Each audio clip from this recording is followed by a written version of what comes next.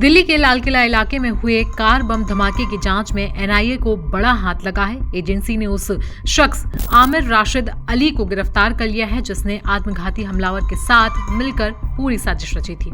धमाके में जिस कार का इस्तेमाल हुआ था वो आमिर के ही नाम पर रजिस्टर्ड थी। एनआईए ने उसे दिल्ली से पकड़ लिया है। पहले ये केस दिल्ली पुलिस देख रही थी, लेकिन बाद में एनआईए को सौंप दिया गया। केस मिलने के बाद एनआईए ने बड़े पैमाने पर छापेमारी शुरू की और इसी दौरान आमिर पकड़ में आया। वो जम्मू कश्मीर के सांबुरा पाम्पोर का रहने वाला है। जांच में पता चला है कि उसने पुलवामा के उमर उन नबी के साथ मिलकर पूरी आतंकी हमले की प्लानिंग की थी। आमिर दिल्ली सिर्फ इसलिए आया था ताकि धमाके के लिए जो कार खरीदी गई उसकी खरीद में मदद कर सके।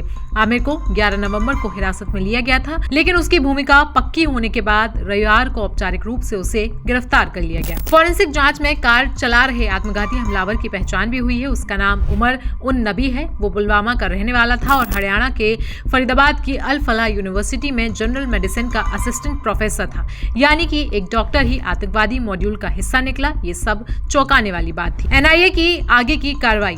एनआईए ने उमर की एक और कार जब्त की है। उसकी भी फॉरेंसिक जांच जारी है। अब तक एजेंसी 73 गवाहों से पूछताछ कर चुकी है, जिसमें धमाके में घायल लोग भी शामिल हैं। एनआईए के अनुसार इस हमले में 10 लोगों की मौत हुई है, जबकि पहले कुछ अधिकारियों ने बताया था कि इस हमले में 13 मौतें हुई थी।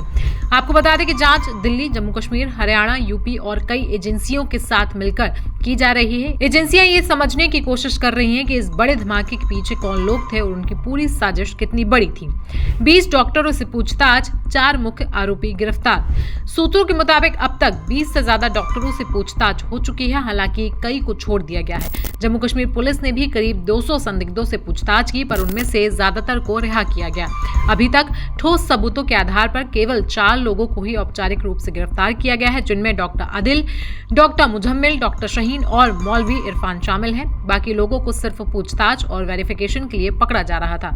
एजेंसियों का साफ कहना है कि पूरा मॉड्यूल हाई टेक और बेहद संगठित था। अब आपको बताते हैं कि रविवार को सिलसिलेवार तरीके से क्या क्या हुआ। रविवार को लाल किला मेट्रो स्टेशन, जो धमाके के बाद बंद कर दिया गया था, अब उसे फिर से खोल दिया गया है। लाल किले के सामने लगाया गया सफेद पर्दा भी हटा दिया गया है, जिससे माहौल सामान्य दिखने लगा है। अल फलाह यूनिवर्सिटी में दिन भर छापेमारी चलती रहती है। 2 संदिग्धों को वहां से गिरफ्तार किया जा चुका है, जो उमर के करीबी बताए जा रहे हैं। वहीं घटनास्थल से 9mm कैलिबर के 3 कारतूस मिले हैं, 2 जिंदा और 1 खाली।